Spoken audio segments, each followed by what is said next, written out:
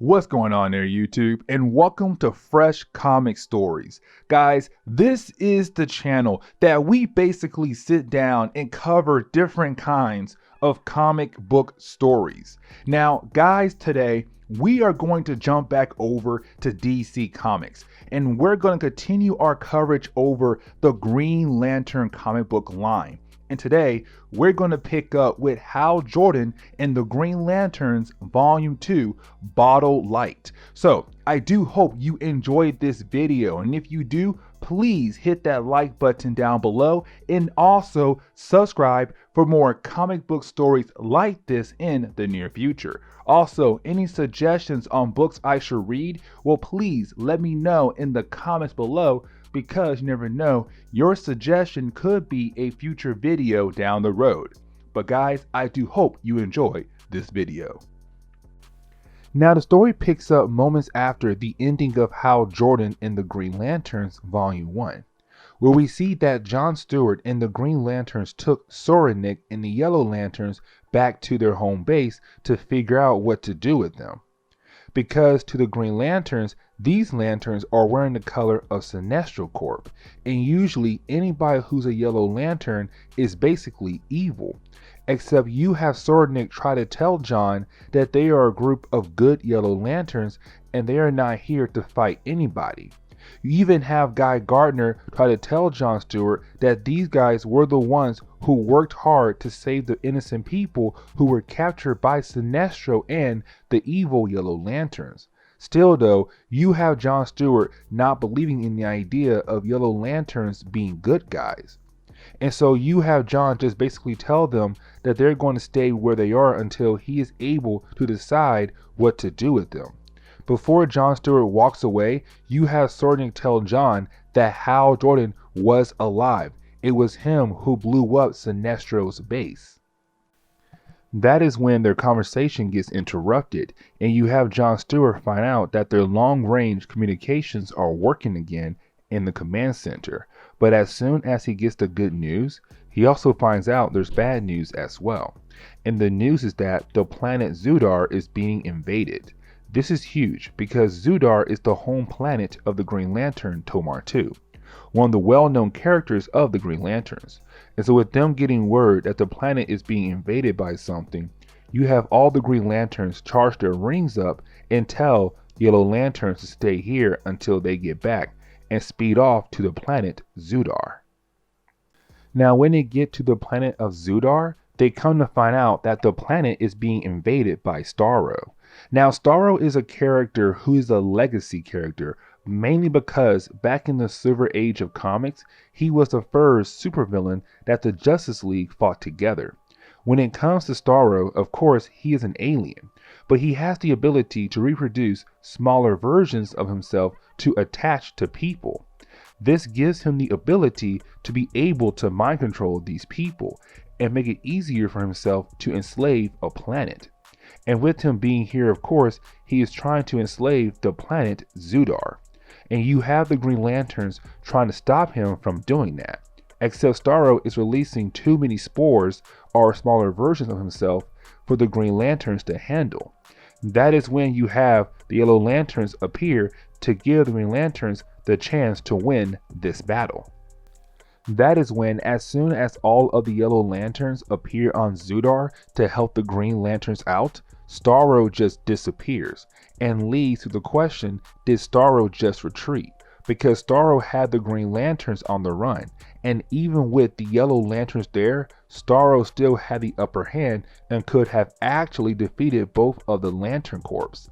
And so you have both John Stewart and Soranik fly up to see what is going on, to only run into some kind of an invisible barrier trapping them on Zudar. This leads us to find out who was behind the Starro attack, and it was Brainiac. Now, Brainiac is a very complicated character because he has so many different origins and also a bunch of different forms as well. Sometimes he's a humanoid, sometimes he is an android, and sometimes he is a cyborg. And so his origin is always changing, except this time he's right now Brainiac 2.0, a robot whose goal is to be a master collector. And he just shrunk down Zudar and both of the Lantern Corps and put them in a container as a way to collect them. And so the question is now, how would the Lanterns be able to get out of this? This is where we pick up on the planet Nook, and we see the ring of Hal Jordan traveling to this planet. Remember, at the end of our last video, Hal Jordan and Sinestro fought and blew up the base of Sinestro. We were left to believe that they both were killed. And so right now we are seeing the ring of Hal Jordan traveling to the planet Nook and stating that it is searching for Hal Jordan. That is when the ring arrives and it goes to two guardians who have been exiled. Sade and Ganthet are the ones we are talking about, and now they might be the only ones who can save Hal Jordan. We jump back over to the green and yellow lanterns who are trapped right now on the planet Zudar. Also, the planet has been shrunk down and kept inside a container made by Brainiac. Now, John Stewart and the rest of the Green Lanterns have no idea that it is Brainiac who has captured them.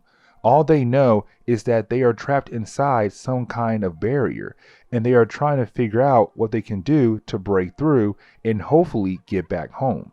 And so you have the Lanterns try almost every form of weapon their rings can make, hoping to break them out. This leads us to the point where you have the two Lantern Corps start to argue with one another on what they should do, because Soranik is trying to use her medical skills to help take care of injured people. At the same time, you have John trying to break through the barrier. Also, John still believes that this is somehow a game to the Yellow Lanterns, using this moment to act like they are good guys. And when the Green Lanterns finally believe them, that is when they will show their true colors. You have Soranik still preaching that her and the Yellow Lanterns with her are actually decent lanterns. Before they are able to continue arguing, that is when the people of Zudar, who had many versions of Starro stuck on their faces, get up. Remember that Starro can control people by sending smaller versions of himself to stick on people's faces. This is where we jump back over to the planet Nook, and we pick up with Sade and Ganthet, who just found the ring of Hal Jordan. With the ring in front of them, they realize that Hal Jordan did the one thing no lantern has been able to do on their own: make their own lantern ring out of their own will, basically becoming one with the will emotion. They also let us know that Hal Jordan's life force is trapped inside the ring, telling us he survived the battle with Sinestro. It's just right now he is in limbo between life and death. We see this actually because we see him walking around this empty space. That is when someone comes out to greet him and tells him that he is in Emerald Space.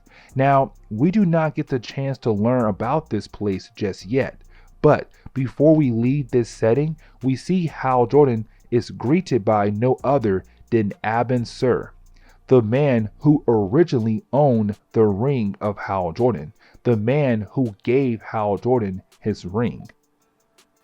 Getting back over to the planet of Zudar, we see the Green and Yellow Lanterns trying to defend themselves from the people of Zudar. This is a short-lived battle because one of the lanterns is able to remove the many Starros off the people of Zudar. That is when you have this lantern tell John Stewart what he learned while being here. He is able to figure out that the barrier is not magical, but instead it is glass. That is when you have John and Soranik go back up to the sky to see if they are able to look through the glass to confirm who has captured them. That is when they were able to figure out that the lantern was telling them the truth. It was a glass barrier and they have been captured by someone. And they were able to figure out it is Brainiac who has captured them. This leads to them wondering what they can do to escape. Jumping back over to the planet of Nook, we see that the two Guardians are trying to save the life of Hal Jordan. The question is, how do they pull out his life force out of his ring? That leads to the only answer they have, and that answer is to bring in Kyle Rayner, the White Lantern, the lantern whose powers are based on life, and the most powerful lantern of all kinds of lanterns in the DC universe. This leads us to Kyle Rayner asking the two Guardians why he was called here for. They tell him how Hal Jordan is between life and death, and his life force is right now trapped inside the ring. And so they are hoping the White Lantern, whose powers are based around the meaning of life, can be the one to save Hal Jordan before he dies. Now at first, Kyle Rayner does not believe them when they tell him everything, but you have Kyle feeling the life energy of Hal inside the ring. That makes him realize that what they are saying is true, and so you have him agree to help out now. Going back to Hal Jordan, who is right now walking through Emerald Space, we learn that Emerald Space is a place where Green Lanterns go to when they die in battle. Now this is the first time you have Hal able to talk to Abin Sur, because the last time Hal saw him, he was dead, and his ring was passed on over to Hal. And so you have Hal talking to Abin Sur, saying how hard it is to live up to his legacy. How when Hal became a Green Lantern and met the other Green Lanterns for the first time, they all kept reminding Hal how great Abin Sur was. Heck, Abin Sur was Sinestro's mentor as well. And so when Sinestro saw that Hal had Abin Sur's ring, he told Hal the same thing, how great Abin Sur was to the Green Lanterns. But after Hal telling Abin Sur all of that, you have Abin Sur tell Hal that he went beyond anything he ever did. He then shows all the dead Green Lanterns who have been killed over time, who is now walking through Emerald Space. Some of these lanterns died by the hands of Sinestro or any other DC event. The thing is, this shows that what Abin Sur stated is true. When the Green Lanterns die, they come here to Emerald Space. You have a brief moment where Hal is able to say hi to some of his friends who died while he was a Green Lantern. Except after doing that, you have Kyle Rayner using his White Lantern ability to bring Hal back to life or out of the Green Lantern ring. And so this leads to a short moment for Abin Sur to explain something to Hal, stating that the universe needs the Green Lanterns. The Green Lanterns need Hal, but there's still one more thing that is needed. He tells Hal to tell the Green Lanterns that they need to find hope. Before Hal is able to ask any more questions on what he means, you have Kyle Rayner able to finally bring Hal out of the ring and back to life once again. This leads us over to Brainiac again, where we come to find out that he is not the only one who is truly behind the capturing of the Green Lanterns and the Yellow Lanterns. We come to find out that he is actually working for Larfleeze, the Orange Lantern. The Orange Lanterns are based around the emotion of greed, needing to have everything to themselves. And with that need, there is only one Orange Lantern in the universe. And because of that greed, it is Larfleeze. He is the only Orange Lantern in this universe. The story jumps back like a day or two before this whole thing even started, where we see that Larfleeze is going around his home and looking at everything he owns. He comes to find out that he has the Brainiac 2.0 robot in his home. And so he uses his ring to turn on the robot, and he comes to find out how Brainiac is a collector like him. And so you have Larfleeze use his ring to control Brainiac and make him help collect things across the universe. And so you have the story jump back over to the present day, and we see Larfleeze is happy with the fact that now he has the Green and Yellow Lanterns shrunk down and contained inside a container. Now with Larfleeze holding the container close to him, this is where you have both the Green and Yellow Lanterns realizing who is truly behind all of this mess. And so you have John tell Soranik that they need to get both of the Lantern Corps to work together if they want to get out of this mess and beat Larfleeze. We jump back over to Hal, Ganthet, Sade, and Kyle Rayner, where you have Hal explain to them how he was in Emerald Space and he met Abin Sur. Now the two guardians of the group basically look at Hal like he is crazy. They never heard of Emerald Space. And so to them, it must be some crazy thing that Hal dreamt up. This leads us to Hal telling them like, no, it is a real thing. And I met all the dead lanterns I fought alongside with over the years. Now you have Hal tell the others how when he came back, he was hoping to find the Green Lanterns again, except every clue he found basically told him that they were dead and gone. Then you have the Guardians and Kyle tell Hal that it can't be true because the three of them can feel the energy of the Green Lanterns, and so they must have returned. And this leads to Hal being excited and dipping out to find them finally. This leads us back over to the Green and Yellow Lanterns who are still trapped inside the Brainiac container. But except this time, we pick up with them fighting against each other. This is part of John Stewart's plan, because if the two Lantern Corps start to fight against each other, some of them could possibly die, and that would go against what Larfleeze wants. Larfleeze wants to have everything to himself. Well, he can't do that if the people he wants are dead, and so this leads to him just watching the two Lantern Corps fighting against each other and finally breaking down and telling Brainiac he needs to let them go before it is too late. Now, Larfleeze's plan was probably to have the two Lantern Corps recaptured but in separate containers, but it doesn't matter now. The Lantern Corps are free and they are ready to fight against Larfleeze.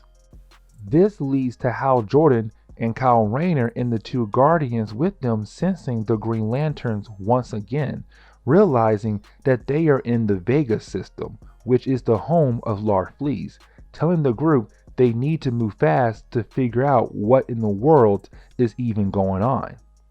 Getting back to the Green and Yellow Lanterns fighting together to stop Larfleeze, we get reminded of one more power of Larfleeze.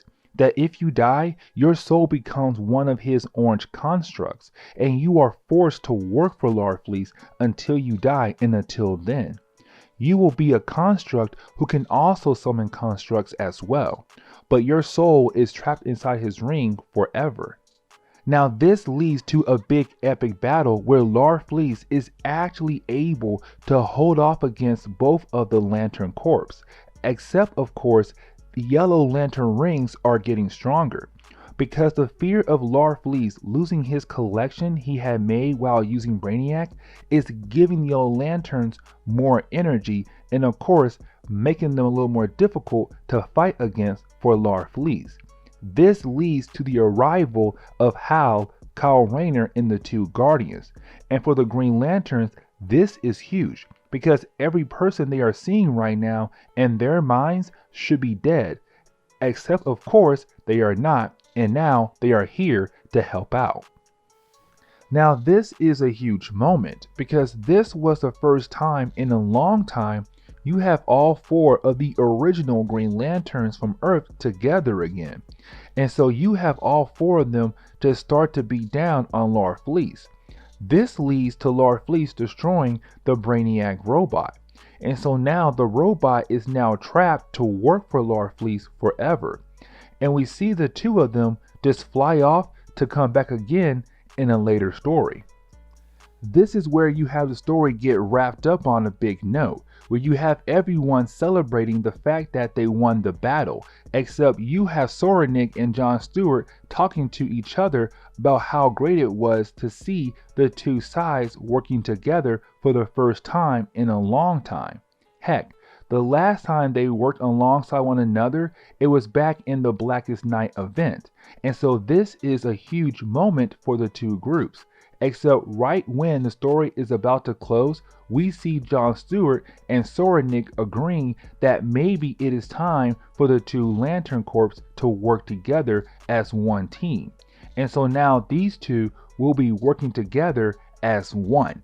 And this is where we are going to end today's video. So please leave me a like down below and also subscribe for more comic book stories like this in the near future. Also, any suggestions on books I should read, well, please let me know in the comments below, because you never know, your suggestion could be a future video down the road. But guys, I'm out of here and I will see you on the next comic book video. Later, guys.